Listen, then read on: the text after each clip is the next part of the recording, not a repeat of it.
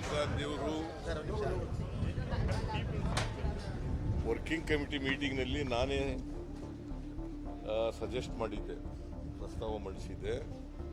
ರಾಹುಲ್ ಗಾಂಧಿಯವರು leader of the opposition ಹುದ್ದೆನ ಸ್ವೀಕರಿಸಬೇಕು. ಇದು ಬಿಜೆಪಿ ಸರ್ಕಾರನ ಎದುರಿಸಬೇಕಾದ್ರೆ, ನರೇಂದ್ರ ಮೋದಿಯವ್ರನ್ನ ಎದುರಿಸಬೇಕಾದ್ರೆ ನೀವೇ ಲೀಡರ್ ಆಫ್ ದಿ ಅಪೋಸಿಷನ್ ಆಗಬೇಕು ಅಂತೇಳಿ ನಾನು ಒತ್ತಾಯ ಮಾಡಿದ್ದೆ. ವರ್ಕಿಂಗ್ ಕಮಿಟಿಯವರು ಕೂಡ ಒತ್ತಾಯ ಮಾಡಿದ್ದರು, ಬೇರೆಯವರು ಕೂಡ ಒತ್ತಾಯ ಮಾಡಿದ್ದರು.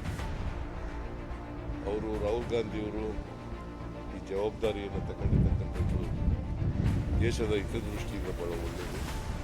ನಾನು ಅವರಿಗೆ ತುಂಬು ಹೃದಯದ ಅಭಿನಂದನೆಗಳನ್ನು ಸಲ್ಲಿಸಲಿಕ್ಕೆ ಬಯಸ್ತಾ ಇದ್ದೀನಿ.